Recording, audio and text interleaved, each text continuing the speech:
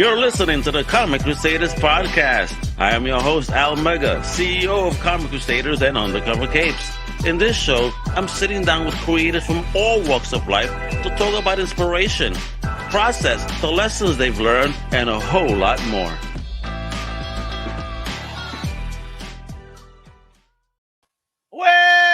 What up, mi gente? This is your boy, Al Mega. Welcome to a brand new Comic Crusaders Podcast. And today, you know what Al's bringing you? He's bringing you an independent comic creator. Writer, creator, underground writer, he goes. Well, but how underground he goes, we're only going to find out. Homie got some dope projects. I need to know because he got something about rodents. I need to know if he's from New York because that inspiration is real. Let's get into it. Let me introduce my homie, the one, the only, Gilbert, Mr. Gilly Deltrez. What up, going? What's up, homie? Bro? Thanks for having me on, Almega. Appreciate being on Comic Crusaders because you are a crusader and you get your eyes on indie comics because there are a lot of people that don't know what's out there. You're bringing it to them, so that's awesome, man. That's what it is, yo. Because this Comic Crusaders and everything is a celebration of creation, creators, and people like you that are just doing some awesome stuff, man. Let me tell you, I read that first issue that you sent me. Oh man, I fell in love. I said, "Hey, this is so gangster," you know. And then you get gangster on your socials too. You starting to remind me like Eric Larson too. I said, "Is this the Puerto Rican Eric Larson here? ¿Qué está pasando? What's going on here?" Nah, but with that, I don't know if you've seen the show before, but this is simple for me, man. You know, we have several steps here. I need to know your origin story. I need to know the fandom. I need to know the journey. I need to know why you did this, and I need to know the future. 5 steps. So let's get into that, kiddo. First up, origin story. Where you from? Where you grew up at? Origin story. I was born in Brooklyn, raised in Queens. Where in Brooklyn? Bay Ridge. I was born in Bay Ridge. Okay. I'm from Greenpoint. Nice. So I was born there, then I was raised in Queens. Where? Like LL Cool J, like Rockaway. Okay. By Rockaway, Lefferts Boulevard around there. I lived in Long Island City for many years. Nice. So the New York guy. So I've been there most of my life, and then about 12 years I've been in Florida. So I somehow oh my God, bro. That's what happens to all of us. I'm in Florida too. You're in Florida. There you go. Us Puerto Ricans are attracted to the heat. So, once we reach a certain age, you're like, yo, that's it. No more snow. Enough shovels. Yeah, man. You can shovel for so much, man. That's what happened to me, man. And I'm actually right now. I'm in West Palm. I was in Boynton, then Delray. Oh man, all right. I went down. My wife's from Miami, so all this means is that the next time I visit my family in West Palm, because I have family in West Palm, nice. I'm gonna go visit you right next to that comic shop off Military Trail. Oh yeah. It was a past, present, future. Yeah. Man. Oh, there you go. Yeah. Okay. Yeah. My brother. Yeah, man. I'm here. We are hooking up at a Cuban spot. We're gonna get a nice fat Cuban sandwich and a couple of cervezas and talk comics in person. All right. Heck yeah, man. And I'll be definitely down for that too, folks. Oh yeah, I'll be down for that. So, all right. So, talk about you growing up in the hood. Then, was it easy for you in that time to find a tribe that enjoyed what you enjoyed, and who put you on to this whole thing? Was it mommy, pop? Mommy, daddy. Titi. Who was it? Your brothers? For comics, to be honest with you, man, like I got a lot of my comic love from my dad. He grew up not big on comics, just big on the TV show of the Batman, like Superman. Okay. He just knew of the superheroes. Not like he had a whole stack of comics around, but he had that. He kind of showed me. He loved the fandom from the old school. Yeah. I know my father told us his introduction to the fandom was through the serials, like the Batman serial, the Superman serial, and Adam West and all that. For him, it was all the TV shows. So the had a Superman TV show, like a Batman TV. Yeah. That was his way, and like he was big on Batman, Superman, big on those DC characters. So that grew up on me, as well as one of the first superheroes he introduced me to was Bruce Lee. Okay, don't let it get twisted. So he literally had a cassette tape. And I'll not lie, it literally said Super Peleas, which is super fights. And he literally just had the fight scenes going all the way. So he basically had that tape over and over again. Basically, it was bum fights with Bruce Lee. You know my video? That would just cycle through that. And, so then growing up, the cartoons, Teenage Mutant Ninja Turtles, that just hit me really hard. Going to church. after church, we have a little deli we used to go to. Not at church, but after church, they had I a would little hope, deli we because used to go to. After what I read, I mean, that ain't churchly. Come on now. But they had the spinner racks in the delis, so that's what got me. So the spinner racks with the comics. After church, mom would be like, "Yeah, grab one, some Spider-Man, Daredevil. All that. I'm just picking away, Deathlock, all these. Dude, I'm just picking away." And that's how I always love comics. Always, video games as well. Just got me so into all the world of superheroes. But I didn't really think about writing comics until I want to say in my 20s was where I'm like, yeah, because I was big on movies too. So we always watch movies, and sometimes you watch some stuff, it's like, man, I can do better than that. I mean, I could come up with a better story than that. But so not knowing, I'm like, okay, I'll just do screenplays. It's so hard to get a screenplay picked up, and then I'm like, I just had a moment of synergy where, because even though I grew up in comics, I had a moment where I just, you kind of delve away from the geekdom, and then it's just like I got back into it with Image Comics, with The Walking Dead and all that, where I really picked up back in heavy again. Oh my God. It was Walking Dead, Conan, and remember Dreamwave Transformers? Of course. I took a hiatus because my daughter was born. So I was like, okay, it's either the milk or the comics. Well, obviously the milk is more important. You feel me? It's always something that takes us away, Yeah, and it took me only away for a very small time. And when everything got good, I was like, my collection back up, and then I got into new things. I dig it. And I dig that you did the same thing. I see your omnibuses. Like I have to ask you about that. I gotta go to the beginning, man. I gotta go to You're killing me. The Galaxy, and those look sealed. Punisher. Yeah, some of them are. Yeah, I got some of the Spider-Man versus Venom. I couldn't leave that one sealed.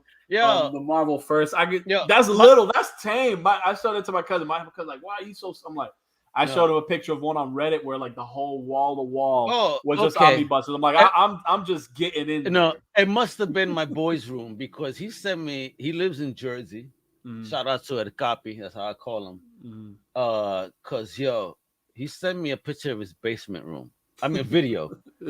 My dude, it looks like a Barnes and Noble, but nothing with omnibuses and graphics. I'm like, dude, omnibuses are so expensive to have that many stacked up to look like a Barnes and Noble. I'll get to that level one day. I'm gonna pray. You don't understand. He spends that money on it because he's like, yo, guys, this is the new collectible. Like, you get those first prints on those omnibuses. I mean, they go for crazy dollars, bro.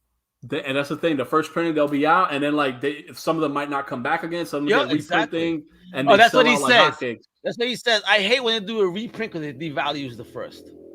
I love when they do a reprint because I'm like, okay, I can get that one at a normal price. Like I say, hold on, let me get that one. I know. You guys. I need to get World War Hulk, man. I want to get World War Hulk, but it's just like.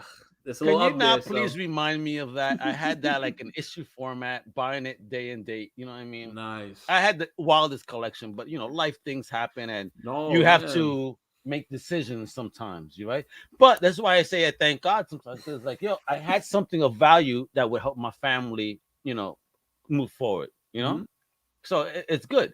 So. Did you find the tribe though early on in life while you were hooking up in New York? Did you have people that love what you love, and were you like me in the back of the hallway and shit up to the roof talking about let's make these characters and start drawing and doing all type of nonsense when mommy wasn't around?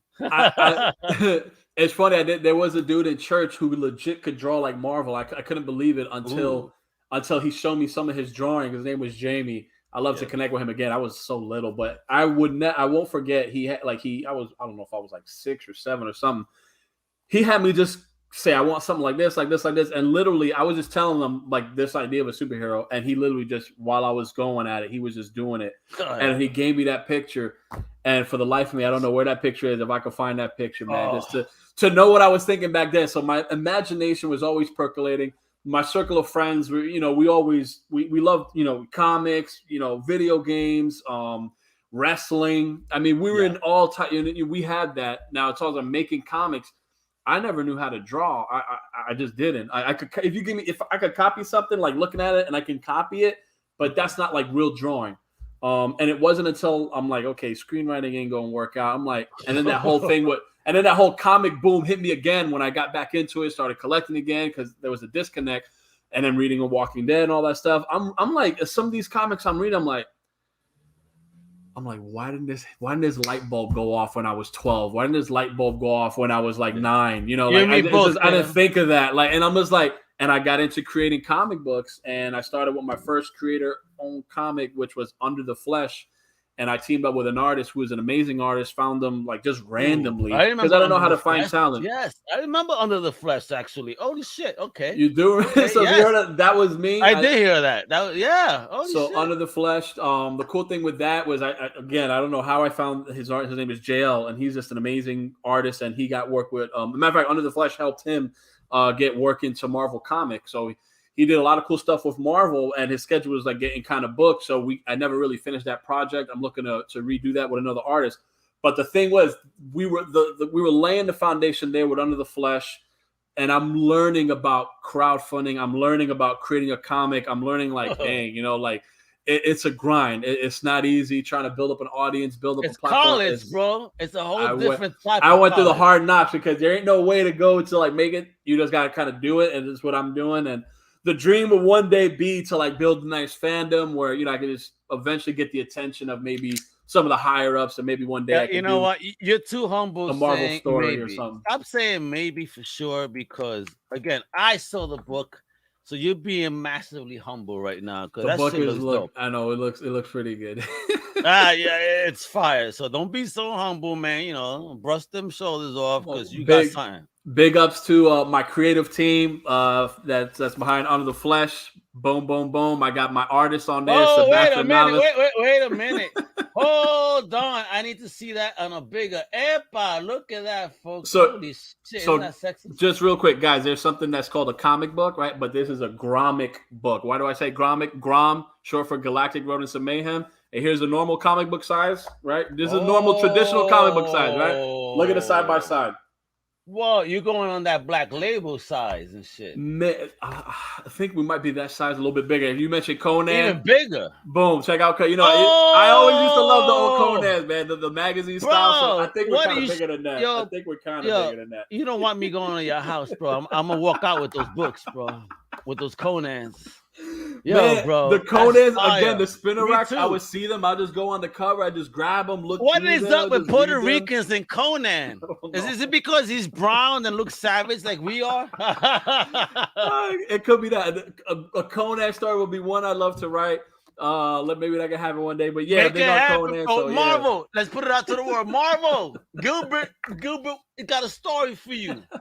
Let's get it done. I want to see a Puerto Rican version of a Conan. I like to bring back White Tiger. I know White Tiger. Okay. I love to bring him back. Let's talk about this. Wait a minute. Before we even continue to talk about you, Marvel announced a Latino, not Marvel, but Sony Marvel, announced a Latino superhero film, El Muerto, featuring Bad Bunny, to be the first Latino hero of the MCU. So here I thought he was a villain, but okay. No, but he's gonna be the first Latino hero of them. So he fights Spider-Man, but that's how they're going. But the whole thing is, damn, why are you gonna disrespect the first Puerto Rican in Marvel? I didn't. You know what? That's a whole can of worms that you could definitely go there. You can. I want to go there because I just want to say that, and not because here, you know, I'm talking to a Puerto Rican creator. How do you feel about that? Because here Marvel has, and Sony is very aware of the very first Latino hero in comic. Happened, you know, in Marvel was, you know, Puerto Rican, you know, it was White Tiger, you know what I mean, modeled after the great George Perez, who is sick now. I mean, why would they not fucking make that movie? I would rather see Bad Bunny as White Tiger, you know, because remember, he does eventually get killed, and we're going to get three more iterations, one of which is not Puerto Rican, but it gets handed back to us once, oh my God, what's her name again? Is it the daughter? Like, I think it's not the daughter, the niece or something. It's a niece. Oh my God, the third one. I can't remember her name. I tried reading one of the arcs. I couldn't get into it. Angela del Toro, FBI. She takes the mantle, but then it goes back to real family with Ava. Okay, I try to get into the newer one. I remember buying a trade just to like get into it. I couldn't really get into it too much because it's not Hector. And you know what's funny? You know, this is why they're missing out, because Hector was also the first Latino hero to get killed by cops or in the comic people book. don't know that. Yeah, people don't know that. Yeah, he died in a think bad about way that. too. He died in a bad way. He was eventually proven innocent, right? But then he just gets killed anyway. Yeah, but he's the brown person that first gets killed in comic by cops, yo, for real. I know. Like I White said, Tiger matters. I would love to bring him back just because I think that concept with the Kung Fu superhero is really awesome. And I do have my spin on that. And it could be a female that could take over the mantle. Not to say that can't work. Well, again, Angela and Ava are females and have taken over the mantle. I mean, the only other male other than Hector was Casper Cole, and that's when they introduced the White Tiger mantle to be kind of if Black Panther ever dies, the White Tiger takes over. You believe that? So it's a mantle that is second to a Black Panther. Mm-hmm. Like I said, it could go deep. I tried getting into the run. I think I don't know who, like one of the female ones, Anna or the Angela. I think it was going to be Angela. It was just the way it was. It was just it didn't flow. And for me, it was Angela to catch you. It didn't catch me like that. Trust me, it was Angela because she was the only one that had her own run. Ava has been a side character in Avengers Academy, in the cartoons and all. She has not had her own run yet. Okay, so then I know it was Ava for a fact that one, it was kind of weak. I don't know. Can't remember who wrote it. Yeah, I can't remember who wrote it. It was kind of weak. So if I ever get to that point where people can see that I do know how to put out a comic book, I knew how to put out a great story. I've been doing comics for, I want to say it's going to be close to 10 years, crowdfunding. 10 years already on that journey? It could be close to that, close. Wow. My first comic was 2014 when I did Under the Flesh. Wepa. So we're getting to that 10-year mark. 2024 will be 10 years. So how do you feel as an independent creator navigating the scene and seeing so many changes, because we're seeing fluctuations in the DC Marvel shares. We're seeing, independent growing on a whole different scale. So how do you feel about that? I think comics it's in a weird place. Like there's so many great things you can do with comics. And I think a lot of that is creating new stories. And I don't mind, sometimes you just reboot. Like, again, I know Spider-Man, we know Batman, but sometimes like you just do so much. It's like, it's kind of like hard to like recapture me. So I think we're in a great place with comics. If you think about even the movies, like most profitable movies are based on the comic book foundation. Like comic books I see them as cinematic blueprints. So you can't go wrong. But everything now is about, risk, reward. You're like, hey, is this gonna sell? Hey, well, guess what? Hey, let's do a new Latin superhero. Bad Bunny's kind of trending. He's kind of hot right now. Let's just put Bad Bunny as a superhero. Yeah, but Why Muerto is like have fucking White Tiger. We'll drudge up El Muerto because we've seen that he got a good reception at WrestleMania, so he could wrestle. Yeah. So we'll just put it with El Muerto. Not that it can't work, but it's just the landscape is always changing. I think we need more people that love comics, creating comics to keep that energy going, because there's a lot of disparity and there's a lot of like, well, you're that side, I'm this side. Like, man, I'm all about the comics. So let's just you're killing me. You hit the nail on the head, though. I mean, it is true. Being that Bad Bunny has had experience with WWE, why not make him a wrestling character? Shit. Mm-hmm. I didn't think about that angle, and you're right. Yeah, you just think about that. I'm gonna tell you honestly, a super powered wrestling hero, whatever, like a wrestling superhero, like just think about like superpowers, and you just grab into it, you just lift them up and just like power bomb them like on concrete. It's like, ooh, that I want to do that in real life to someone, but hey, that's me. But but it's true though. I like that, but at the same time though, when you see a luchador in a mask, you don't think Puerto Rican. You think Mexican, to be honest. It's traditional Mexican. He might be Mexican in the movie for all we know. But see, and again, that's where it's wrong. I'm not saying it's gonna be that way. I'm just saying like it looks like it could go that way because I think that's where it's wrong. That's where it's wrong, because here we have America Chavez, a Puerto Rican comic character, but they cast a Mexican person that may not have the dialect of a Puerto Rican, because Mexicans and Puerto Ricans don't talk the same. Mm-hmm. So that could be the same for Bad Bunny as a PR. If he's going to be playing a Mexican character, it's like, are you going to be talking? If he's a really great actor and he should be able to pull it off. They want him to capture that. If it's up to the character, like if that's in his DNA as a hero, but to you be get from me Mexican though. lineage, for But sure. you get me though, right? I mean, because I think Like Hollywood doesn't understand this, and I think 50 Cent is probably the only one understanding. It's like, yo, Latinos are not all the same. You got Puerto Ricans, Dominicans, Cubans, Mexicans. I mean, we got South America, Caribbean. Think about this. We all talk different. You know, again, I had a lady. Okay, I'll tell you a funny story. You're gonna die because you know what this means. So could you imagine as a kid that I worked in a supermarket and I worked with a Spaniard lady, and one day she starts screaming, un bicho, un bicho. What would you think? Yeah, I mean, so I'm like, what are you talking about, lady? I'm like, yo, I'm not into that. Was it a bug? What are you talking about? Yes, he was talking about a roach because people, so you understand me, bicho for us Puerto Ricans means male genitalia, but apparently it's Spaniards, it means a roach. A big bug. So I was like, what are you talking about, lady? I'm like, yo, I'm about to quit right now. This lady's trying to rape me. And a lot of these fine details for if you want to get that authenticity, like Scarface. We love Tony Montana. When he spoke Spanish, it wasn't a typical Cuban accent. No, it was. And again, when he said "say hello to my little friend," we love that. You know. Yeah, but that's an Italian actor playing as a Latino. And again, I mean, but again, that was the time, right? Yeah. Hopefully, he even did a Puerto Rican in Carlito's Way. Carlito's Way, and his English was pretty good. You know, like I could go by the English accent. His Spanish, like you got to work on that. But again, it's all about, hey, who's hot right now? Yeah, it bothered me though. They look at it as a business. Yeah, you can't take it. Yeah. That's how they do it. While I understand, it still bothered me. So, like, damn, yo, we have Puerto Rican gangster actors. You know, we could have gotten a Puerto Rican, but whatever. It's fine. That's what it was then. Hopefully now things could change. And, you know, people said it's dangerous. Oh, you don't have to be the race in order to play them.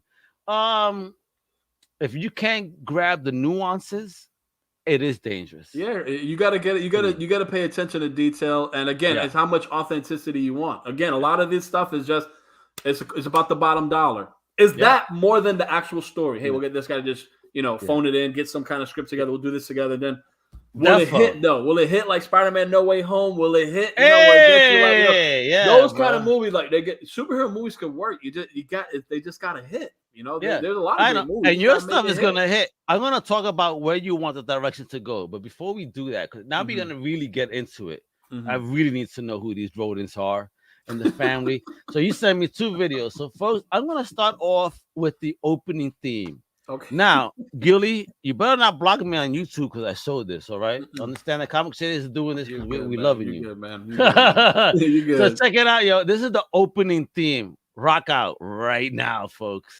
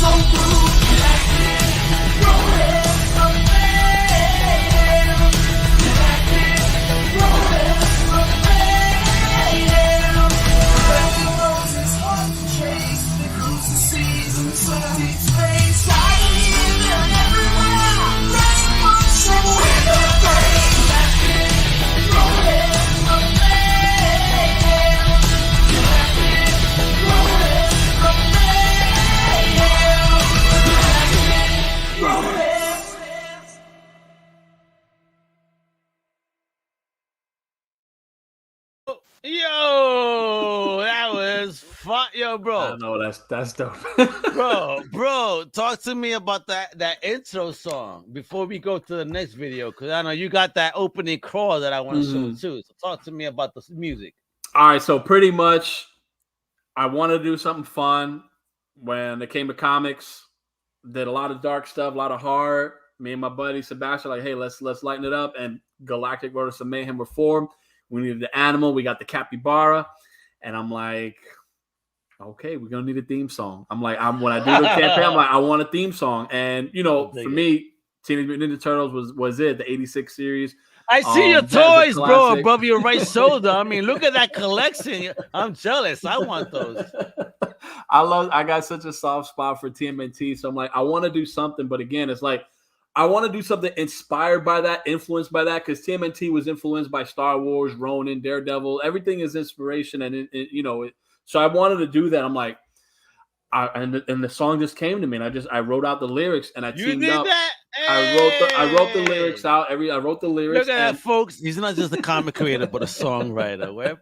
I teamed up with a great talent. His name is Zalin Talis, and he was doing a lot of dark stuff for me. But I'm like, hey, listen, I said I got this thing I want to do. It's upbeat, whatever. It's more like Saturday morning cartoon and whatnot. And I wrote the lyrics out. And I put like beat, like whatever. I just wrote it all out, and I gave it to him, and he went to town, and he captured it. I literally, when I first heard it, I was crying because it was better than what I thought. So that's always a good thing, when it comes out like that. Ladies and gentlemen, just so you guys know, us Puerto Ricans are very emo. We feel very much, all right. Emo. That's good. He's like, I'm crying, but it's true though. I mean, we feel and don't have to be a woman or man, but we are the most welcoming people until you betray us, because then we're gonna fuck you over. Don't you dare play us. So I check this out, people. I want to show you the opening crawl. You heard that dope opening theme. Now check out the opening crawl before we get into more of the madness that is Grom, the galactness, the galactic rodents of mayhem.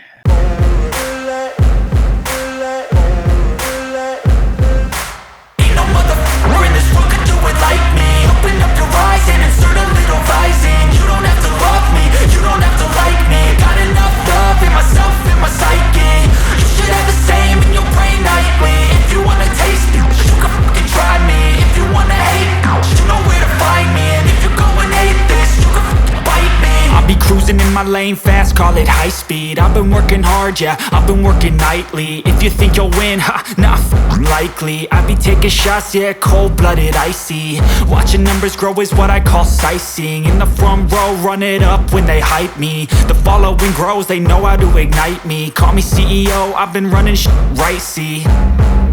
And I ain't playing games, I create my own lane, making pleasure out of pain, turning losses into gains. I'm the boss, I'm making change. I've been rocking this exchange, popping off and risking things. Gonna make a f***ing name. I just wanna be famous, but I don't want that cheap fame. No, I'm not that vain. I just wanna be greatness. I just wanna be greatness. I just wanna be greatness. I just wanna be greatness.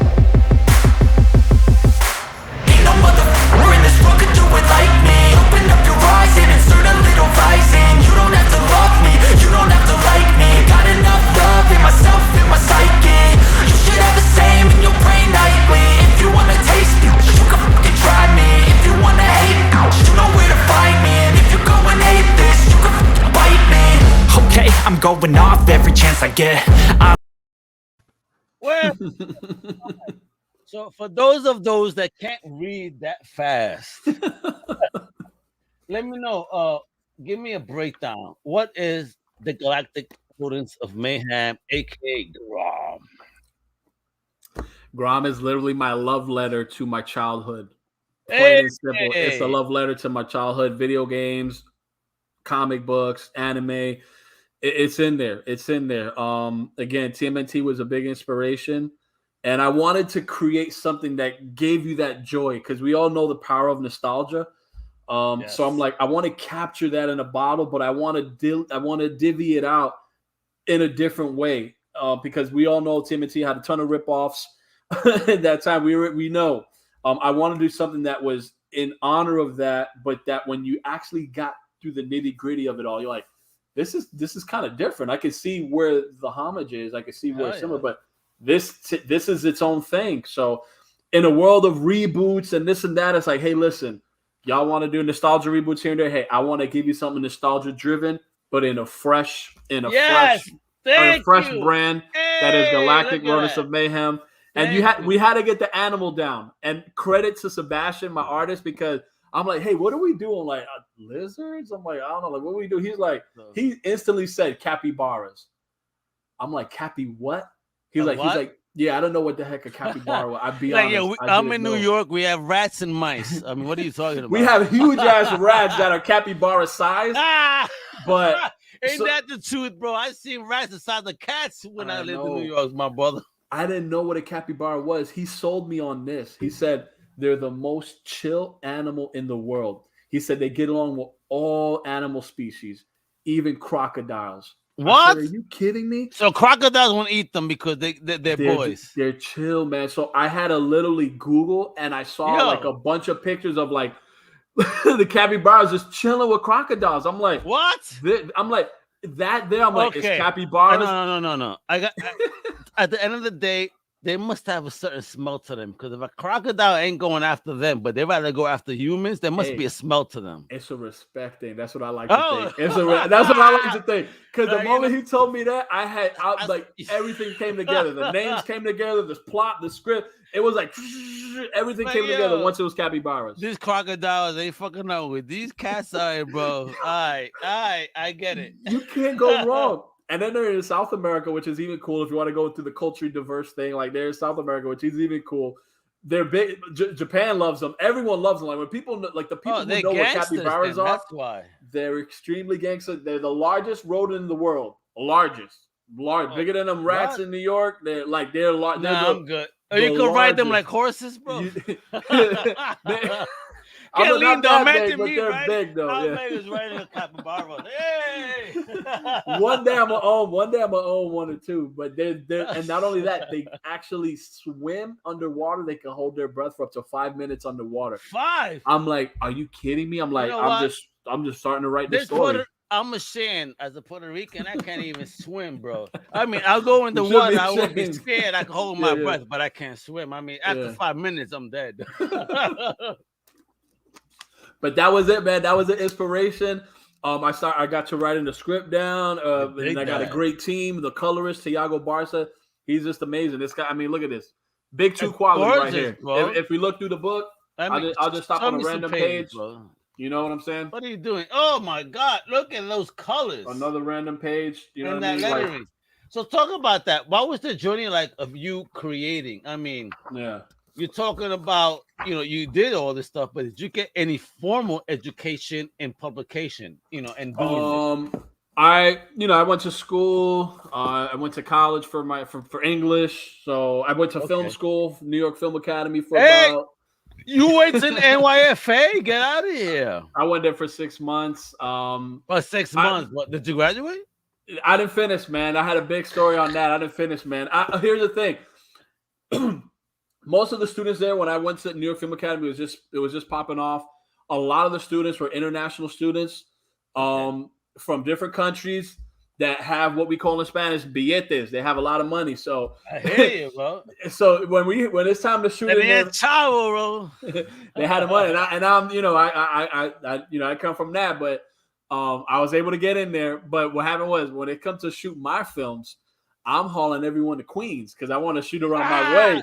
So you got, you carrying film, equipment, all this and that, like that. It was a big grind. So one of my thesis films. You don't do that in Queens. I don't know what era that was, but there was certain eras that you could not do that. So one of my films that I needed to finish up, like no one came out. No one, no one was able to make it. Yeah, can't make it because that was the deal. Can't make it because they were scared.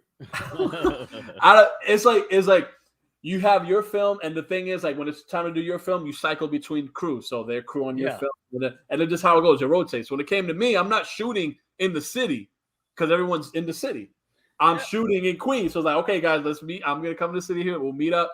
Meet me down here in Queens. So it's better.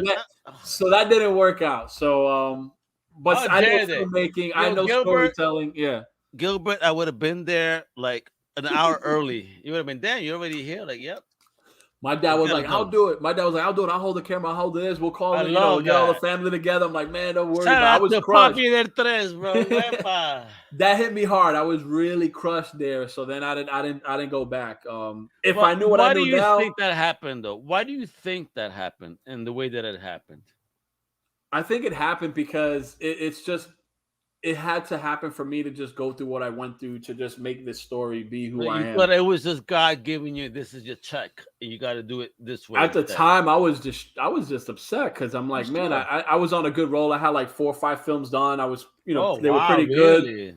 Short little films, like 5-minute films, 2-minute, 3-minute films. Creativity. I can't shoot a film for my life. So no, there's a lot of moving parts there. Yeah, awesome. A lot of moving parts. So God bless, bro. Yeah. So went through there and then just went into screenwriting and like, you know what? Let me do comics. Like, I'm like, hello. I just only loved comics as a kid. And I'm just really realizing that you can make a career in comics. So my thing is, there ain't no comic school, there ain't this and that. So I'm like, well, let me just create comics. And that's how I learned. And I've been doing it for almost a decade. So my thing is keep on creating to hopefully get my way into being an accomplished writer that has, a job. I would love to have a job with the big two.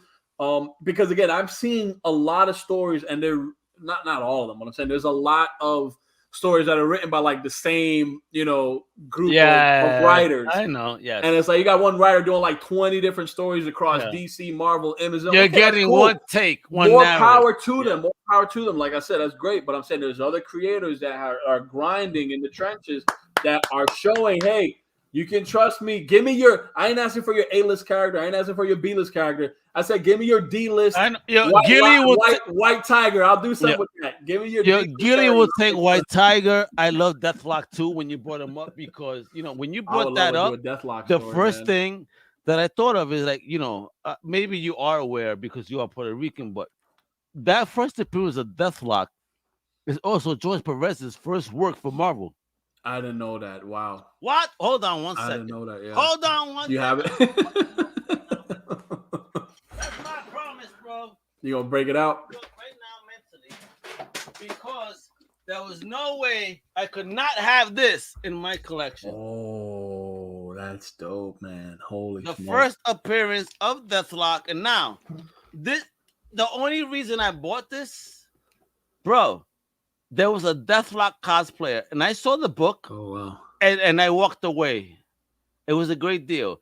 And then I saw a Deathlock cosplayer. I said, all right, guys telling me I need to buy this. Now, that's great, he laughed at me. He said, what you mean? I said, yeah, I just literally held your first appearance as I took his picture. I said, yo, Deathlock. And then when I said Deathlock, he was like, you're the only motherfucker that knew who the hell I was. Deathlock shouldn't get. I don't know why he doesn't get more praise. I'd love to do a Deathlock run. This is a great character. This is the first piece of artwork by fucking George Perez, my people. That's crazy. All right. So I bought this because I love Deathlock. I only found out it was George Perez's first piece after the fact, which now makes it even more special for me because we all know what Mr. Perez is going through. Yeah. We're gonna lose him soon, like we lost Neil Adams on this day at 80 years old. Condolences to the family, the Adams family. I had the pleasure to meet him. God bless. Thank you for everything you did. I hope you could hear me, kiddo. Evans, but thank you for entertaining people the way you did. And this is why I find it very important to always celebrate creators like you, man. I mean, you're putting yourselves out there. You're being vulnerable. It's not easy to put yourself out there. Definitely not. You're being very vulnerable as a creator. Like all creators, you're sharing something that is personal to you guys, and you're sharing it with the community. And that's that. And this is why I hate when people want to start hating on stuff. You know what? Keep that shit to yourself. If you don't like it, then just don't buy it. Leave it alone because there are people that enjoy it. So don't be an asshole. That's my opinion. Yeah. No, the thing with comics, I think like there could be some. I mean, they could be something for everyone. I don't see why. Like if you want to have. I saw that. a pride thing, if you want to have this thing, like you share that. Comics are for everyone. Comics are for thank you, bro. You can have a brand that's just for this. You can have a brand just for that. You can have a more mainstream brand for this. And you could be like me. And you could be like me, where I share everybody's stuff. Because at the end of the day, I think what's important is it's still about comics, people. Mm-hmm. So it doesn't matter. Like, if you're doing something awesome, if you're catering to your people and you're making them happy as a creator, so what's the problem? I share everything. I don't care. I've had people give me responses, Gilbert, where they say like, "Oh my God, so and so site wouldn't share this because I'm not here, or I'm not that, or I'm not big enough." I'm like, well, that goes to show that they don't support comic creators. I've been rejected by big creators, but it's okay. I mean, you got to earn your way, and I'm okay about that. Everyone, let me tell you something. People cultivate their platform. It takes time, and I can't say, hey, listen, I make cool comics. You should put me on because you're complaining about the industry. Although, hey, for indie comics, I'm doing my part in creating them. Yes, you want to showcase that. You want to gripe about it. That's cool. You cultivated your audience. That is a right that you have. Here's a funny catch-22. I'm not entitled to nothing, right? I'm not. We're not, right? None of us are, yeah. None of us are, right? But at the same time, where's that camaraderie or that spirit of wanting to help someone out legitimately? I get all that. People see they're just using me to have a platform. They got man, when I'm a father of 2, I work in a busy high school. And then on the free time, I write some kick-ass comics. So my time is only so, I don't have time to just be promoting endlessly. And I do promote as much as I can. So is it, what I'm saying? So anyone can come up with any opinion they want. And that's okay. People like you who will just take anyone because it's about the comics. We need more people like you because you're pioneers for indie comics. Because let me tell you something. If God willing, right, something awesome happens, Grom goes nuts, and it will really think people will be looking at this video years from now, whatever. When they discover, I'm like, what? This guy was on this guy's show. Who knows how big your show gets? What I'm saying is, what we're doing is doing our part. Yeah, you're doing your part. I'm doing my part, and we're not doing it for a paycheck. We're not doing it for this. We're doing it because it's a passion. Yeah, I love this. I mean, I grew up in comics. Comics took me away from family problems, arguments. As a Latino, you know how it is growing up in New York. I mean, you live in a small apartment, limited space. People argue, right? People fight. And you hear thin walls. It's like, as a little kid, it's like, what do you have to escape from that madness, right? So comics is always my outlet. So this is why Comic Crusaders will always be a love letter to people like you, because at the end of the day, you guys put a smile on my face and took me away, even if it was for 15, 20 minutes. But I was taken away into someplace else that didn't have my problems. So for real, it's like, thank you. Thank you to creators like you, Gilly. That's it, yo. He's Gilly. He ain't Gilbert. It's Gilly. All right. The big homie. But you keep doing what you're doing. Let me give you your flowers, bro. As a creator, you keep doing because you're putting smiles on people's faces. You're giving them something to inspire to. You keep creating. You keep on your grind. You make that family proud. I'm a father of 1, but you're a father of 2. So you know how important the grind is to inspire those kids. So you keep doing it, especially as a Boricua, because I know how difficult it is for us to navigate the space, because others get celebrated more than anyone that looks like us. And, I'm putting that shit out there. Yes, it's true. America seems to think that this America is only 2 fucking colors when it's not. We're much more diverse than that. So just think about that. Just think about that, America. We're much bigger than just 2 colors. There's, black, brown, yellow, red, whatever you want to say. As bad as that sounds, I just want to tell you that we are diverse. And if you can accept that, America is a home of diversity as opposed to any other country in the world. And then diverse storytelling, diverse creation. I mean, homie is creating anamorphic stories here. I mean, how dope is that? I mean, and I caught the Ninja Turtles inspiration with the enemies or the nemesis. Oh, you saw that. You saw that. When I saw that, I said, "Oh man, no, these aren't turtles; these are tortoises." Like, cause I'm looking at. I wanted to do that so bad. I said the first issue, I want to throw in 4 turtles. And then Sebastian was like, "Okay." He's like, do that, he's like, no. He was like, "What about legal stuff?" I said, tortoises, I said they're turtles. Yeah. I mean, they're not called Leonardo. Donatello. They're not. Turtles, they. I mean, you telling me you just can't have turtles? I said they're turtles. And they could be ninjas, shinobi. I'm like, why not? Why not? You know what I'm saying? So again, if you see, I like that. Wait. So are these motherfuckers shinobi, not turtles? Because shinobi would kick ninja ass, I think. So I call them the Shinobi Turtles of Doom is how I'm gonna call these guys. And their name the Shinobi Turtles of Doom, and their origin it gets explained in our second Creators Cut issue, but the STLD. I love their origin is that they're blood sport fighters, like they're in that like Coliseum type thing. They fight for entertainment. Every tortoise is the Van Damme. they're a team that fight together. They don't fight apart. They fight together, and they have killed a lot to stay on top. It's not something they're proud of. It's just something they do to survive. And that's just I'm gonna have a little tidbit about their little origin in the second issue. But I wanted to do that nod. I wanted to do that nod to the Ninja Turtles. Wait a minute. You're being a tease, bro. When is the second issue dropping? What a tease. You see this? Puerto Rico's a teases, folks. This is what we do. So here's the thing. So this is the Creators Cut that I got going on Kickstarter for the second issue.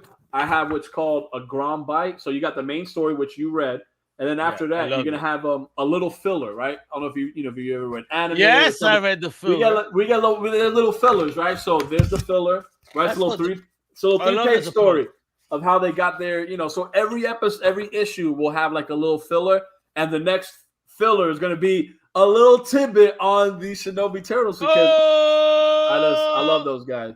Folks, do you hear this? What a tease this independent creator is. I mean, and you'll know their names, a little bit more about them. And when we were creating them, Sebastian was like, "You remember Taka from Teenage Mutant Ninja Turtle 2?" I'm like, "Just shut up, bro. Just shut up." He's like, "They're gonna be like those big ass snapper turtles." I'm like, "Damn." Yes. And that was it, man. Snappers, exactly. Way different.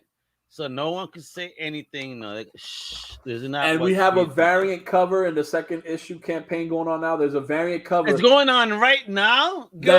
It's literally the turtles in the homage cover of the original issue number 1. No. My turtles in that position. Yeah, you ever seen it? Oh my God! You should have sent me that because let me see if I can send you that link right now. If you can send it right now, email it to me so we can share it on this live stream. Because again, that is fire. Just to scroll down to that cover because that's it. Again, it's amazing. It's amazing. And then, you know what? Again, I see all your turtles on your shelf. Those omnibuses. I see that amazing. You want it on Twitter or email? Let me know. It don't matter, bro. You do it. I get it done. I get it done. Hey, look! I got a message, folks. Gilly sent me a link. Scroll down just so you can see that cover. That cover got me some hate. Oh, Eastman and Lord are gonna get their lawyers. I'm like, for what? I'm like, this ain't Leonardo. Okay, Michael. I'm like, I got love there. They don't see the love. This is love. They don't get it. They just feel threatened. Don't feel threatened, Turtle fans. This Grom was made for you. Don't feel threatened. It was made for you. They don't realize that yet. It was made for them. There you go. I mean, right now you have a $2,000 goal. You got 15 days to go. We're at 1883, folks. Oh my God, less than $200 away. Hopefully we get there. You got to show this love. Cause check it out, yo. Yes, you're gonna see that cover, man. Look at this. Oh my God, look at the artwork, folks. Get teased. It's Grom time. I love it. I mean, like, yo, what? And I love how in the comments they're like, "What the fuck you mean, Grom?" I mean, it's like, well, hold up before I kick your ass. What the hell is a Grom? You know what? First, you're not gonna kick in my ass, and this is what it is. But here they go, the characters. You got Bass, Mona Lisa, Ripple. You got the Burning Rose, aka Rosie. Is this a living ship? I can't go too much into details with that, but you'll learn more. You'll learn more about that. This is what Puerto Ricans do. We tease, man. We tease, bro. We get you in these positions where it's like, God damn it, I'm gonna have to just buy it. Yes, you should. But look at this beautiful. Oh my God, bro. I need an action figure. Hey, IDW, I'm available if y'all want me to write a TMNT arc. I'm definitely available. My dream is to see Grom crossover with TMNT in the comics. IDW, let's speak it on to the world. IDW, you have heard it. The 2003 version of the Turtles. Let's do that. That'd be even better. And who's this character? This he's the main bad guy. So he's our main bad guy. He has a bear skull. His name is Dark Raider, and he's hunting down our galactic rodents of mayhem. He put an interstellar bounty on their heads for 100 million credits. And there's a link to the past there. So wait, what does 100 million credits equate to in American dollars? I mean, am I getting $100 million? It'll be kind of like that, yeah. I hope so. I mean, I'm thinking about the translation now. Oh, look at it, folks! Look at this fucking art, yo. I'm saying the art is top notch. This is so gorgeous. That's one of my favorite pages right there. I could see why you telling those people, and that other hashtag that don't like to support shit. I mean, they only want to, you got at them. I don't want to mention them because they don't deserve for me to even say that name. I'm bigger than that, but that's right. He coming. I don't know what beef you got, but don't worry, man. This is a comic, like I say, comics for everybody. Yeah, no. My beef is just because I've seen some of the original people, and I actually met the person that is the president behind that, and he trying to, I wasn't aware of this whole community at the time that I met him, and he was treating me in a really bad way.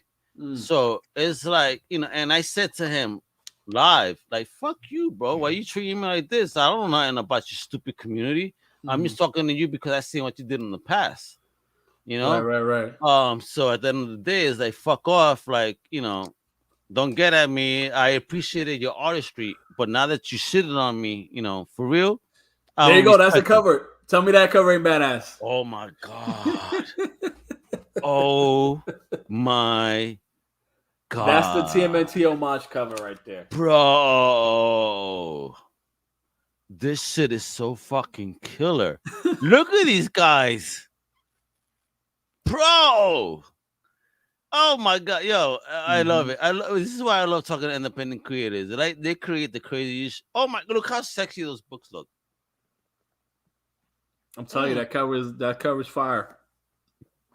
Tell me you tattooed that on your body. Yo, bro, you know what? If you make it, you should tattoo this. You know what? Do you want to see my tattoo and make that shit an NFT? An NFT, yeah, that NFT market is just ridiculous. I get it. I know it's nuts, bro. But again, people trying to find avenues for revenue, and that's what it is, and it's what it is. I mean, I know it's not good for our earth, but hey, I mean, it also exposes people to so many different things. So that's a tease right there. That black and white. That's a tease of that little tidbit on the Shinobi Turtles of Doom. So that's a little story filler. That's part of one of the Grom bites right there. And I just want to say thank you for actually getting someone to draw an actual New York pizza. I know the size. I see that 16 inch, bro. I told again, they like pizza too. Everyone loves pizza. Okay, pizza's not limited to New York pizza. Yo, bro, Boston sucks. They be giving you fucking like 10 inches. They're like, what is this? This is not a pizza. I told Sebastian, I said, however you want to do the pizza. He knows what's up though. Sebastian, I hope you're from New York, my big homie. He's from Uruguay. He's from Uruguay. Do not mess with me. Don't tell me you got this gaming deck in your crib. Oh, that's the arcade one-up version of the Teenage Mutant Ninja Turtle. You got that in your crib? It's the arcade. It's not a legit official I know what it is. It's the arcade one-up, so it's a smaller version, but it's just as badass. So all right. I had to get that. Yeah, I see your kiddo. Salute to the kiddo. Do you let him win? Or do you beat his ass? Be honest. You know what? I got to be straight up. I kind of want him to earn it. And sometimes when things get tough, it's like, I got to keep on going. I can't. Oh, let him win. No, man. He just got to. Every now and then you give him a little inch. I love it. I let my daughter beat me in Rush 2049 when we had the Dreamcast back in the day. Because she always loved to race me. And I would always beat her ass. But one day I said, nah. Let me give her the confidence. Let me give her some confidence. Oh, and then you snatched it away. Yeah. So I let her win one day and then I snatched it away. But if I was to play her now, she would beat my fucking ass. So talk about building the team, bro, because independent comics, this is a crazy journey. This is not Marvel where they say, hey, this is who you could work with. How did you navigate this and finding this amazing team? So interestingly enough, Sebastian, we had teamed up on one of my in our first project we did together, Lair, which was more of a psychological demon horror kind of thing. Okay. And we were like, hey, we want to do something fun. And then we came up with Galactic Runners of Mayhem. My letterer on Lair was Davison Manes, who I think to me is one of the best indie letterers in the business, just right under me. And so he got me in touch with Tiago. He's like, I got a great colorist. I think he liked Grom, whatever, because we had a colorist I had in mind, but he couldn't commit. So Tiago came in, committed, and forget it, just knocked the ball out the park. And forget about it. Hey, sound like best times. Forget about it. Yeah, so that was it, man. So again, we got a beautiful book, and what's interestingly enough, we I want to say like a little over 2 years ago, I brought this first to Indiegogo. Oh, you did? For in 100-page volume. What? Which was a stupid mistake because why? Man, why is it stupid? I mean, listen, there's people that are gonna go on this journey. So why is that type of volume stupid? Because you're creating so many pages. There's a lot of things that can happen, and one of the worst things that happened to Sebastian. Again, we didn't expect COVID to hit. COVID hit, and during that time, he was expecting a daughter to be born. As fathers, we already know they were expecting around July for her to be born into this world, to celebrate the most beautiful thing in the world, and she passed away at birth. So yeah, that crushed him. So we're in the middle of creating stuff, and I mean I can't. Hey, we need page this. Like I can't. I told him take as much as you need, and we shut down the project for a bit, and he was in the worst kind of shape. Of course, I mean was that his first seed. So even in the comic, we put a little tribute to her. Her name is Alyssa. Alyssa. So my God, that's my daughter's name. Alyssa. Oh really? Yeah. Wow. And she just graduated from Full Sail University. Oh, nice. God bless for digital arts, yo. Nice. And I cried. Yo, check this out. Go. There was this gentleman in front of us, in front of my family. And he heard me say, oh, my God, I can't take this. Once she goes up, I think I want a ball. I'm feeling too emotional. He goes, and this guy says, you better get emotional. I find out after the fact that he's a video teacher at Full Sail and posted this on Facebook, on YouTube. Yo, me bawling, being so proud of my daughter graduating because she's the first of my family to graduate. That's amazing. That's amazing. So, there's always a time for people, yo. Let me tell you. And, you celebrate those kids, man. You already know as a dad, it hits you. So when he lost her, that was devastating. I know. That's why I can imagine that. And sharing the same name. God, I hope, so I know she is with God right now. Amen to that. And and like I said, she's immortalized in our book. And I even did a tribute. So when my daughter was born, I asked if it was okay. I said we want to name her Elissa with an E instead of an A, as as an honorary tribute thing. He said he'd be more than honored. So, indeed. Is he the godpapa? He's a godpapa for sure. He is. Hey, there you go. He's in Uruguay. So one day we're gonna have where we meet up at a Comic-Con, and we will be together. And I know I'm gonna be balling when I meet him because we're on the same page. I'm about to make me ball and shit. I'm keeping my emotion in check just as a papa because I get that. I get that so much, and I can't imagine the pain. So God bless, and stay strong. And you know what? That little one is gonna be guiding you through your life. For real. So that's what pushed him through because, like I said, he was through mental. He couldn't do anything. He was trying to be the strongest in the family, but when no one's around, he was the weakest. My brother, but he pushed through. Yeah, that's what it is. When you're the strongest, you always gotta check in on the strongest, or at least whomever you think is the strongest in your group, and check in on them. it's important because even strong people go through their emotions and and their problems. Mm-hmm. So check it on everybody that you love. I know I go through my shit sometimes, and I feel Mm-hmm. and I think, and it's like, damn, I think as creators in general, you know, that inner voice sometimes is a little bit too strong. And that inner voice is a negative voice sometimes, and it's too strong where it tries to beat us down, And and it'll never take you out of allow it. your creative Yeah. space. And then it'll take So you out of your creative space. never allow Yeah. that inner voice to take you down. Mm-hmm. Take a moment, step back if you have to for a couple of hours or a day, Mm-hmm. and like, it's okay. We're gonna be all right. Mm-hmm. Don't let inner monologue get to you. I Mm-hmm. talk about this a lot because as a creator, I deal with a lot of inner monologue. I deal with me thinking, am I doing what I'm doing? Is it okay? Am I celebrating? So Mm-hmm. there's always challenges in creation, my brother. So, but it's Mm-hmm. okay, if we know how to circumvent that and find avenues to de-stress, it's great. Because how do you de-stress as a creator? Because I see you working, bro, Yeah. and you're in one of the busiest towns in the world, New York. So how do you de-stress and allow yourself time, especially with family, 2 kids, a wife, and all? How do you allow yourself time as a creator to build what you do? Music helps me a lot. Believing in a higher power for me gets me through a lot of my Wonderful. just a lot of the stress and everything. Just a normal wear and tear. You just gotta leave it. That's just give it up to a higher power to help me get through things and put things in perspective and know, hey, I'm working to do something I love. And Woo! Talk, bro. bring Talk. joy. And if that ever gets blessed, so I can bless my family, that'd be great. But I push through because of that. And in doing so, I'm able to create. And then when I see and I get into a good groove when I'm creating, just seeing like reading a script or just seeing like a page come back and then seeing it colored and seeing it lettered, like that helps. I'm like, okay, I gotta stay on the grind. And when we did our Indiegogo, like again, that 100 pages, and we went through COVID and then a loss in the family and everything, and we were just, Oh my God. people only care about just receiving the book, and I get it. You give Of us course. hard-earned money, and you're gonna get that book because let's be for real, there's a lot of creators out there that have not fulfilled, and even pro creators. Bro. So I mean, I'm still waiting for Brigade from Rob Liefeld, and it's been like over 10 years at this point. But I'm still waiting for it. He's offered me my money back. I'm like, no. I You want keep the book. saying that you sent out this book, so I need to get my copy.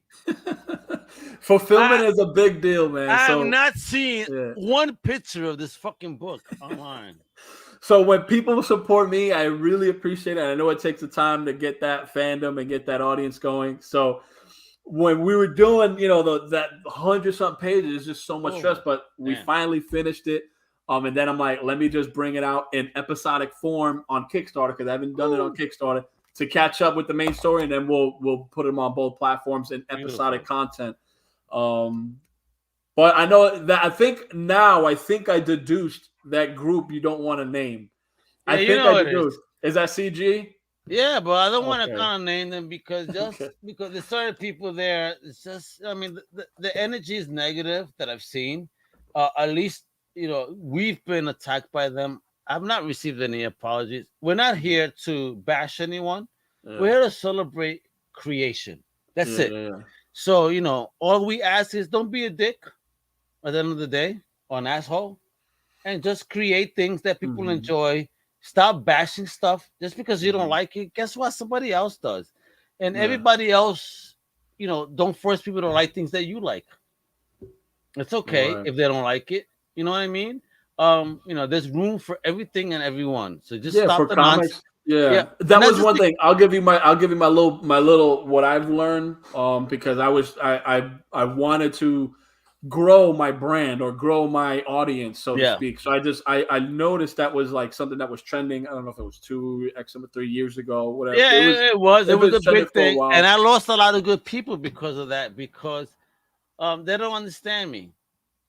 I'm not here for the beef. I'm here. There's a lot of that. And I don't. Yeah, that's the whole thing. I'm not here for the beef. I don't need report on the beef. You know what? I need too to much report drama on in our Chris own Paul. life to go online and get into more drama. And there was a lot of infighting between creators that are really reputable. And I'll drop this here just so I guess it's on some kind of record, right? There's a creator, Doug Tenable, who does Earthworm Jim. He created. I know that. He created Earthworm Jim video game, and he's doing comics. I supported one of his Earthworm Jim campaigns, and I remember he was, he had a channel and stuff, and I reached out to him. He touched base through email and stuff. I was like, hey, would it be possible to, get on your channel, to kind of like, to help, help me promote or something like that. Yeah. And he's like, no, because you're CG, and I'm like, but I'm a good guy. Like, you're looking at that and you're like, I'm like, but I got a cool comic out. And again, like, if anyone wants to put someone on a channel or not, again, I get that. But my whole thing was, I don't like toxicity in any way, shape, or form. Me neither. There's great people on all sides, and I have met a lot of great people through CG, which you and me both. Gil, I've met some really nice people. But, I just don't understand the usage of anything gate, because at the end of the day, there should be no gates to this. So that's where my problem is. That's my biggest problem. No gating. I understand that if you about gatekeeping. I can tell you a lot about gatekeeping as an indie creator. Yeah. I can definitely tell you a lot about gatekeeping. Not just that, but as a Latino, we know that we've been gatekeeped. I mean, look at that. They can't even get roles right. But one quick thing.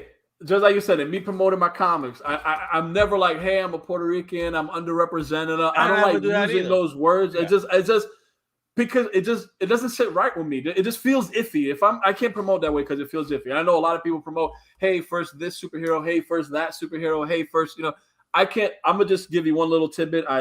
Superheroes are amazing, right? They're the biggest, most popular genre ever is superhero and genre. Especially if you can connect to them, even better. So I just now am trying to put together a superhero comic. I'm gonna have a superhero comic coming out. Okay, I had to put my name on the hat. Okay, but so what I'm saying is, I have he's gonna be half black. He's gonna be half Asian. I'm just saying that just because I'm not marketing my hero as the first Blasian superhero. Like, it's like organically, like I'm like, okay, I want it to be like this. I want his mom to be like this, and I'm creating a story, and it was fitting so together. And my theme is, let me make a new superhero story for today. That was my thing, because I'm like, hey, why doesn't Marvel create like a brand new superhero? But again, I know maybe they have. I don't know. No, they don't want to do that because they don't want to pay the creators royalties for new creations. Because in today's market, no creator wants to do a new thing for the big two. Because it's like, okay, you want me to do something new for you? You get some royalties. You can't keep it. I didn't think of that. Think about that. Why would any creator want to do something new for the big two when they're not promised the opportunity of like, okay, you have part ownership in this? No, they're not. You guys, when you work for big two, you are work for hire. I'm gonna just share some with you because everyone talks about Black Superman and Dwayne McDuffie, icon, Milestone Media. God, let me tell you something about Dwayne McDuffie. He's an amazing talent, and he can write a character, and it's not about race. It's about the story using race and using stuff that affects both sides, but doing it in a way that works in a story. So if I would love to do an icon run, hardware run. You're after my heart. Do you know that Charlotte McDuffie just sent me that they're gonna bring back the Dwayne McDuffie Awards this year for 2022 because in 2021 COVID and all. Yeah. So I know McDuffie's widow. We will be interviewing her. I offered her an opportunity, like, yo, can I talk to you about the award show? I mean, based after that, your husband. I mean, he did so many amazing things, and it's so unfortunate that we lost them so early in life. And because I think that, again, I hate using this analogy, but he is a Black Stan Lee. I mean, he brought to us something different, diverse, fun, and not just that, but if you're a Justice League animated fan, he had his hands all over that. I mean, even if you look at Deathlock, I mentioned Deathlock, the first issue in 1991 or two. Mm-hmm. It was written by him, and it blew like the 90s run. Yeah, I just read it recently, and I tweeted about it. It just blew my mind. I'm like, damn, like this is Dwayne really McDuffie was ahead of his time. A salute to his widow. I can't wait to have you on to talk about his legendary status in the comic book community, and his contributions. And so when we talk about new Superman, Black Superman, this is the one we need to see. We need to see. DC needs to do an omnibus. I do not want to see Black Superman. I want to see Icon. I want to see. Why not bring Milestone? I mean, I remember going in 2019 to Rhode Island Comic Con, and I got to speak to Christopher Priest in the back end. My boy did a panel with him. We were in the green room, and as we were just traversing back to his table, I was like, yo, Chris, at that time, why is Milestone not around right now? Like, everybody's clamoring for OG diverse characters. Here we have Milestone. Why is DC not jumping over this like white on rice? Like, what's going on? So at the end of the day, he goes, it's very simple, Al. It's contracts. Look at that. So paperwork was delaying original diverse universe that included Black, Latinos, Asian, trans. I mean, you name it, they did it ahead of its time. So I found it sad that here was DC, such a great company that has amazing characters and legacy. Why would you not use these characters instead of transforming your current characters into diverse characters? Because at the end of the day, I don't know how you feel about this, Gilly, but as a Latino, as a minority, I don't want the mantle of someone that belonged to someone that wasn't like us. So I don't want to own that mantle. I want my own mantle. Yeah, you want to forge your own path, or you don't want to like Miles Morales, Spider-Man. Great, awesome, great. But again, it's like still Spider-Man. So it's amazing. Okay, I'm a huge fan. Yo, Gilly, love the Into the Spider-Verse. Let me talk to you there. Okay. Yeah. You mentioned Miles. I love what Disney did. Disney gave him in the cartoon his own name as opposed to Marvel Comics. The comics, he's Spider-Man. No, he's not. He's a different Spider-Man. Spider-Man is Peter Parker. Give him his own name. So what Disney did in the cartoon before they changed it, Kid Arachnid. I love that. Kid Arachnid, his own name, his own legacy. Why not call him the Arachnid? Just period. He's not Spider-Man. He's different. Kid he Spider, has different powers. Anything. I mean, Spider Kid. I mean, you can do Kid Spider or whatever. Anything. Bro, I mean, that's the whole thing. Like, I as a minority do not want the names of established characters. Please give me my own legacy. Damn it! Like you showed that. You showed Icon. I mean, there's above that. There's also hardware, right? There's the bust and the kit. Yeah. There's static. I mean, there's so many things, yo. I mean, let's bring that to the forefront. And this is why I love what you're doing. You brought this whole anamorphic thing. It's different. We're not dealing with that. We're dealing with like, New York City rats or the. I love it. But this is fun. You're doing something different, and let me give you your flowers. Floor this time. Thank you, bro. Thank you. I'm gonna try grinding, man. I'm gonna stay grinding, and maybe you better keep on that grind. Penetrating comics, because you keep on that grind, kiddo. Because just as a creator, just let me thank you for being brave and bold to do and step out of that lane and just do something original, do something different, and take those steps. So just thank you as a fan, as a comic reader. Like, you rule, man. Yeah, muchas gracias, Papo. I appreciate the hell out of shit. Because again, we need more people like you. So you heard him, Marvel IDW. You heard him. We have spoken it on to the world. So let's speak it again. Marvel IDW. You gotta hire Gil right here. Yo, come on, man. I got a nice white tiger run. Let's do that. Hey, the 3-issue arc. Give me that. Please. I'll mess with that. I want to see a Hector story, and Gilly's gonna bring it to you. Let's get it done right now. So Gilly, talk to me right now. Last stuff. Last couple of minutes. What we got in the future? What Gilly doing? All right, so I got Grom going really good. I want to keep that going, but again, I'm too creative. I can't, like a good director can't stay on one film. He has multiple projects. I gotta have multiple stuff. I don't want to go too much, but I got a superhero thing that I want to do. And I got something I want to do on webtoons. I don't know if you're familiar with webtoons. Of course we know webtoons. If you watch Think Indie podcast, shout out to my boy Shane Dodgy Tyman as my co-host, my partner, not co-host. We are both hosts on Yeah Nah Wepa every Saturday. Yeah Nah, which is like Wepa in Australia. Isn't that funny? So we call it the Yeah Nah Wepa show. Yeah, it's That's 2 Wepa, nice. twice the Wepa, twice the fun. Shout out to my boy. But yeah, boy, it's like that, bro. I dig it, but so webtoons. I want to have a webtoons thing going on. And then I got my own superhero universe. Manny, shout out. Yeah, that's right. We got a body at work, Manuel. He's also a Puerto Rican comic book creator. Love the artwork and the premise for sure, man. He'll love it if he picks it up. What's not to love? Yeah, you know. Yeah, check this out. Hey, he's an artist. Yo, he's an artist. Let's hook. Yo, man, definitely. Yo, Manny, let me know his deets. I'll follow him on Twitter or Instagram. Okay. Check out his stuff. Yeah. Don't you worry. I'm gonna send you Manny's email so you guys connect. He's the Boricua creator. Nice. Latino to the core. Think indie Thundercats. That's my homie right there. Nice. Thundercats. Much love. And he knows. What's wrong with that? Oh, bro. And if White Tiger doesn't come out, like I said, I'm doing my own superhero universe. So I mean, White Lion is Gilbert, the superhero I got going on. So wait, do you know that there is a White Tiger fan film out there? No, did not know that. Really? Bro, okay. But when you finish this interview, right? Yeah. Okay, please go to YouTube and, these are the keywords: White Tiger fan film. Gotcha, bro. I'm gonna check that. Bro, that your mind is gonna be blown. Like, oh my god! And I know you're gonna be inspired. And Manny, how did you not know about a White Tiger fan film?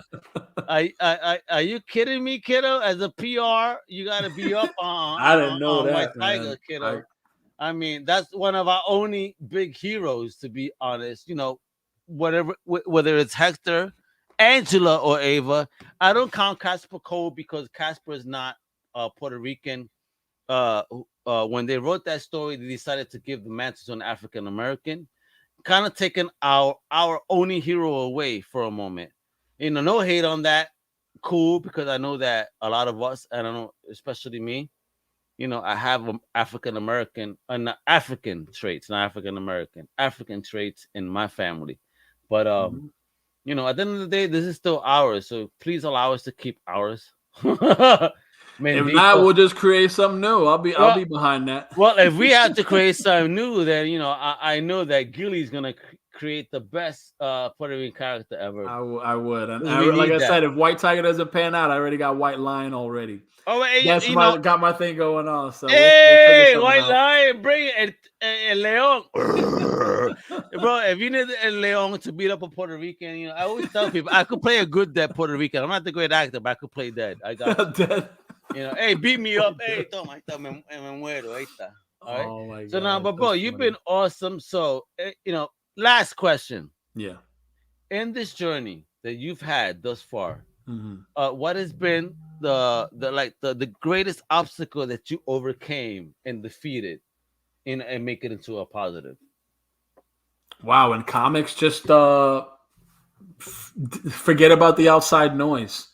And focus on you. At the end of the day, that's all you have, and your name carries what you're doing. So don't get caught up in drama. Don't get caught up in, you know, anything that's going to take away positivity. Focus on positivity. Take it on a day by day and keep it going. Because again, only you can control what you can do. I can't control someone giving me a push. I can't control Marvel and DC discovering me, or, you know, like, again, people who earned their way. There's still a lot of people who went through there was a grind for everyone. I don't want to say no one just shoehorned their way in. Some people got more luckier than others, and it's just part of the game. But I just keep on going. So when the adversity hit, I just realized I just gotta say crowdfunding. I would love to get to the point one day where I don't need to crowdfund, where I could just make it happen. That would be great. Because crowdfunding is very stressful, but at the end of the day, just again, if it doesn't fund whatever, okay, rebat. Okay, how can we change this? How can we change that? So, funding Grom on Indiegogo, that was major ambitious. We got that 110 pages done. We were able to complete that through COVID, through a loss of the family. That was the biggest adversity. Fulfill it internationally. We fulfilled that, and I can't wait to push that and keep it going. And when people see my body of work, Maybe I could get, to writing a Star Wars story, to writing a TMNT story, writing with Marvel, more something. Hey, okay. That's it. So keep on going, and hopefully those doors will open. You know what? Fuck that. I know. I said that was my last question, but I can't. If you had one choice to do any story in the world next, period. Let's speak things onto the world. If you had a choice of any character that you want to write, what is it? Let's speak it now. Any character? Yeah. What is the one that you know? And I want publishers to hear this because this is a very talented man. They're very. I'm gonna throw such a curveball. I'm gonna throw such a curveball right now that could only come from someone like me. I'm not gonna go with the Batman. I'm not gonna go with the TMNT. I'm not gonna go with stuff that I would love to. Even White Tiger. Again, I'm gonna say something so random right now. A character so random. Star Wars is big, right? Yep. There's a character in Star Wars that I would just love to bring back. And it's one of the most ruthless characters that had a little window in the Clone Wars TV show, of a small window. His name had a weird name, but a YouTube clip for you when you get off. Just do like Pong, P-O-N-G, Pong Krell. Like Pong Krell. Like a fight clip. You see a fight clip. Pong. Krell. Yeah, he's a devious. He's just sinister. But there's a story there that I would love to create with him, and showing that no matter how bad someone is, no matter how evil someone seems, that there's a reasoning behind that, and that there's redemption for everybody. Just as Darth Vader got redemption, right? That's the spirit of Star Wars. It's a hope story. It's redeeming this dad, right? It's redemption. It's not about, it's redemption. That's why I love Luke. He never gave up on his dad. It's redemption. I want to show that kind of story. So if I could ever write a story based on Pong Krell, that badass Jedi turned Sith, whatever you want to call it, because he's dead. Apparently he's dead, but no one ever stays dead. I would love to bring him back and do that story. That's something that I would just love to do. Only a Puerto Rican would pick the most random ass motherfucker. I'm just telling you, I'm not gonna go with Batman, although that I would love to do a Batman. If it happens, it happens. But if I could pick one into existence, that would be fun, because Star Wars, it's fun right now. It's just there's a lot going on, and I think it could be cool. So that'd be just so random. So Google that Pong Krell fight clip. Just do that. You'll see like a little nasty clip. You know Darth Maul. I know you know Darth Maul, right? Yes, of course. You know Darth Maul. He has a dual. You know the dual, right? Pong Krell uses 2 of them. Okay, he got 4 arms and he uses 2 of them. I'm just gonna say, when I saw that, it blew my mind. So Dave Filoni, I think he created that character. If he'd give me the permission to write that story for a little Marvel run or Dark Horse, I'd do that in a heartbeat. I'm gonna come out a little crazy right now, but at the end of the day, if he's holding 2 blades like that, it's just because this Puerto Rican loves live so much. Like, yeah, we're gonna give you double the motherfucking satisfaction. I'm gonna cut you up 3 times. I'm gonna fuck you up 4 times. Double blades, bro. 4 slices at a time. Double-bladed lightsaber. So it's just, he's such a cool. Only a Puerto Rican, bro. Only, you know what? You told me I would give you the most random answer. I told you it's gonna be something so random. I love that shit. You can only expect this from people from my island, people. I swear to God. Anyway, with that, I need you to follow my big homie right here, Gilbert, on Twitter. Follow me on Twitter. It's Gilbert Deltrez. So I know you know how to spell Gilbert, but Deltrez, DELTREZ or Z for my UK folks. Z. All right. I love that. Please check out his website, Gilly, Gilly, right? Or Rights Comics. All right, GillyWritesComics.com. Check out this website. Keep up to date. Go ahead and pull out your wallet and just throw that shit at the screen, because that's what's gonna happen when you see his amazing work. Because Gilly is the creator of the future. He is someone that is doing amazing work. So, follow, appreciate all the support, man, and purchase, because that's what it is. And of course, you know what to do.